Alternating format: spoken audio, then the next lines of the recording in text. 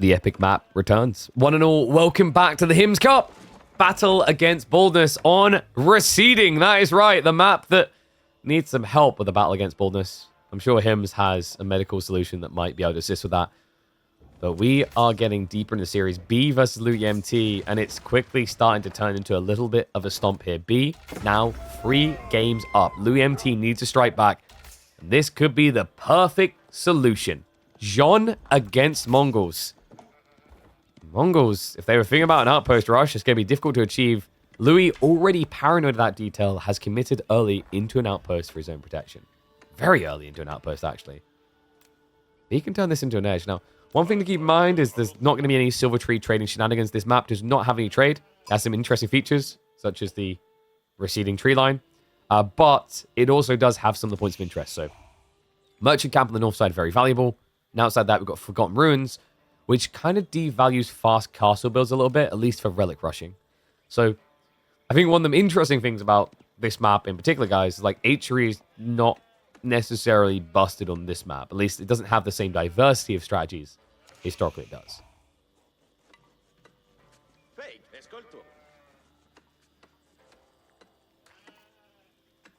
So, wait, even the wall? This is a lot from Louis early on.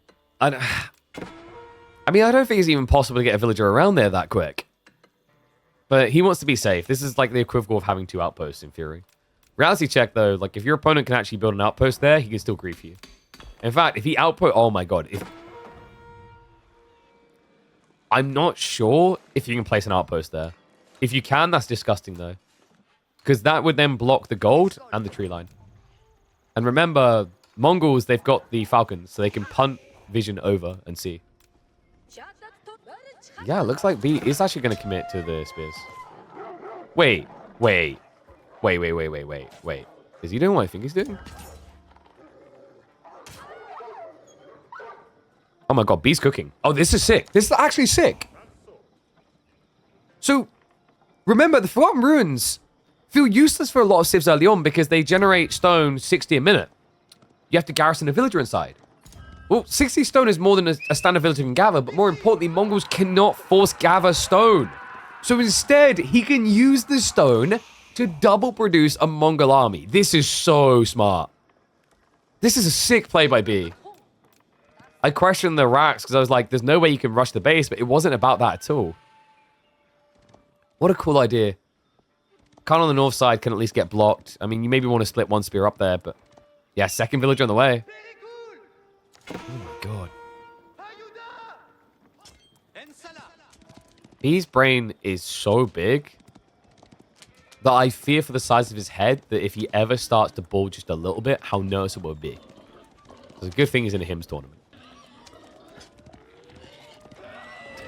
Oh my. Louis gets some vengeance here, though. Very tricky to now try and reset the ball onto the spears. You're going to try for it. The Khan is going to respawn, remember. The scout will not. So I don't know if Louis can actually attempt this. Yeah, he's going to have to forfeit it over. So Merchant Camp goes the way of B as well. He's got double stone gen. That's going to be a lot of stone coming in. So he has 190 stone a minute, I believe it is. Up to 160. Should be going higher. That's crazy. What a sick strat. And now I guess B's just going to stockpile it for his feudal timing. Maybe play Mass Keshiks because you are against Jeanne. He turns it into a triple. This is sick. There's even an argument potentially for like double producing villages, but obviously he's not close enough. Now, negative of what B's done with his spawn priority, he's nowhere near the tree line. So if this opening play fails, he's probably just dead. Because he won't have the wood for a transition. Like, actually, funnily enough for Louis, the play here would be spears. I don't know if he realizes that, though, but spears is kind of sick. Because B wouldn't have the ability to produce archers.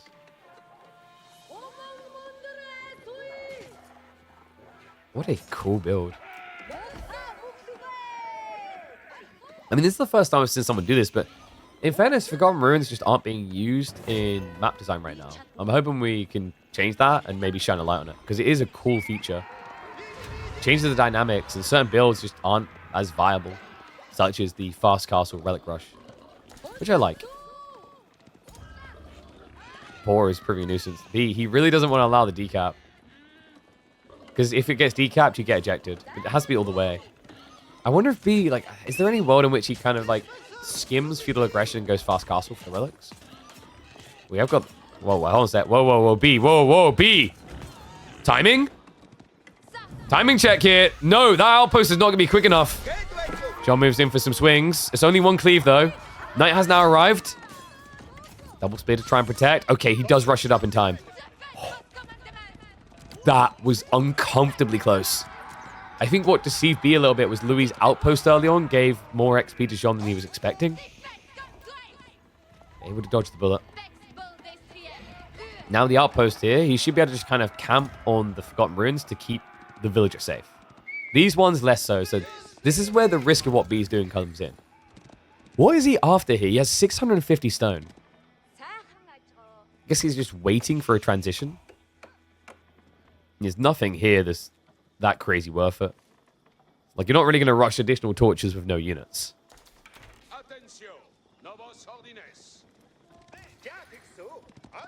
This is crazy, though. He has got 277 stone. There we go. Villager finally gets ejected. It's ridiculous. This has to be Maskeshik, surely. Yeah, there we go. Stable's being dropped. This is actually such a crazy timing. And even worse for Louis, he went pro scouts. Oh my god, he could just get flooded. Is it even worth going double stable, this type of stone income? Just so you get them out quicker, maybe.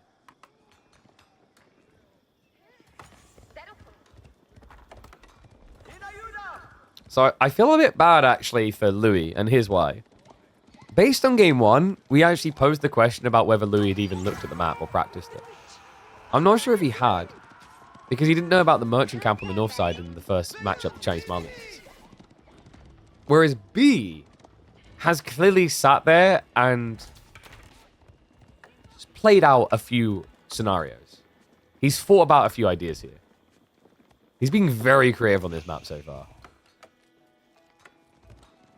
Here comes the double Keshik pump. Queue him up, boys. We've got plenty to go. Even queues the spearman as well. He still has it. This is ridiculous. 2x2 on the Keshiks, 2x on the spearman, and he still has enough to 2x on the Keshiks again. This is gross timing.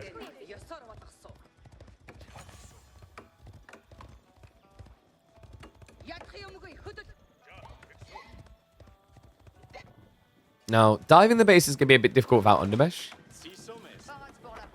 But you can intercept the pro scouts, and I think that's going to be B's #1 prerogative. I don't know if he knows about it yet, though. Doesn't feel like he's scouted out yet.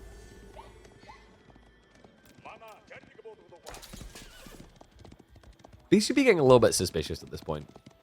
Why would John stop attacking me? It must be something eco-focused.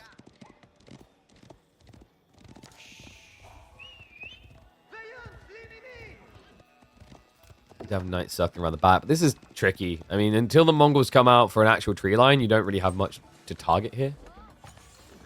The funny thing is, B doesn't need an actual tree line because he's using the straggler trees on top of the ball. This game only becomes cursed for B if he has to go archers. Now, in fairness, over time, there is going to be a negative where you have to keep moving the go around, but like this is... Wait, he's just spamming go... Why? Wait, why are we building more gurs? I guess the gold are here? Yeah. Triple gur is kind of nuts. Let's get the deer shove in. So that's going to be at least one stack of deer denied for the pro scouts.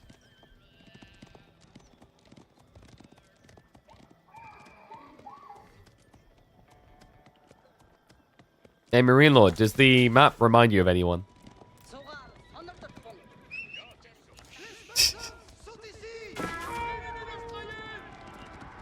Nice count is actually looking good for Louis. B's going to struggle to play wide here, I think. Because he kind of needs the spearman to bolster the defense. Zemu 10 years? Oh, come on. At least be kind, 11 or 12. I tell you what, I'm actually kind of impressed that Dimmu had a beard at 10.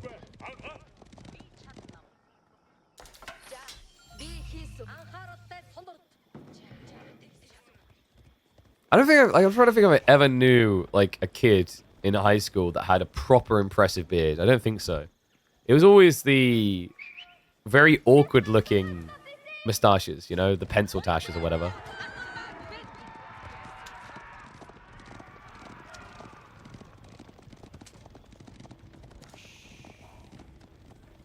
So calming moment here.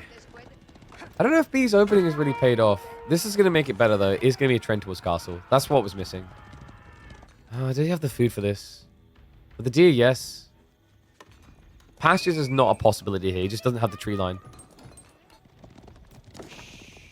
You can see Louis intentionally avoiding the direct fight. He doesn't want to give over an advantage that would allow B to move out for that word. What a crazy game. Middle Easterns have full beards in high school? Okay. Never thought about that way. We English, not so much. You don't have Arabs in your school. Okay, yeah. Well, I think we had a few. It's just, I guess they shaved. Still remember that was like a very polarizing experience now that I think back on it. When I was a little kid. In my primary school, there was a single Asian kid. And it's like the first, I don't know if you guys remember that experience, like the first time that you meet someone who is of a different like racial descent to you, very clearly. And you're like, huh? What? I never knew there were different people. Oof.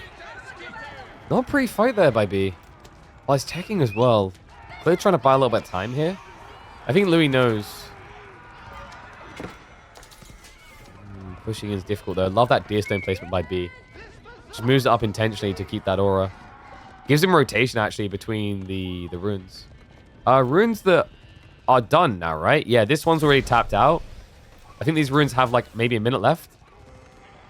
Oh no, because he got ejected. It reset. Yeah, he's got full time. Yeah, something to be careful of. When you actually like decap these, you reset it. So for a civ like Mongols, just more and more stone. That is a dangerous villager though. Living life large, but definitely not in charge. Gets walloped down. Choke point fight. Kind of dirty. Should have favored the archers. Feels like it definitely did. Louis able to just scalp a bunch of those spearmen cleanly. Not many left over. I mean, B in a shaky position here. Waiting on the veterancies to come in would have been better. But Louis refuses to give him that time. He's going to pound into him here. Enough XP to get to level 3. No spearmen left alive. Barely any Keshiks up. And Louis... has he finally done it after 4 games? Can he finally get on the board here? It's looking good right now. He's built a slight villager lead. Knight count is looking great. Level 3 Jeanne with cleave. Huge. B with just Keshiks. If he had enough, great answer. But against this many Royal Knights, it's just a death sentence. Damn. All right, B... the brain may have been too big, yeah. So big that it vibrated the hair follicles away from the head. Should have taken more hymns. And now, he's going to have to sing a hymn. And hope for a divine intervention, because that's the only way he's going to stop the divinity of Jeanne. This is over.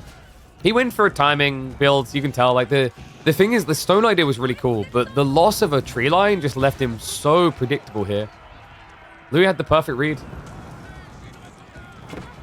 Great patience from the kiddo as well. We noticed it in game 1, actually. Like, that's why it was so close between China and Malians, is Louis' patience pays off. Now for the second time on this map. I mean, game 1, yes, he lost, but so many moments where you thought he could have won, and this one, difference is the decisiveness of it. Understood his timing perfectly. And it's time to run the Mongols out of town. Cool game, all the same. Yes, another Mongol L, but a vital lesson learned. The new Forgotten Ruins may have been unintentionally a substantial buff to the Mongols. And the time's going to tell for sure. But judging by matchups like this, they need something to increase that win rate.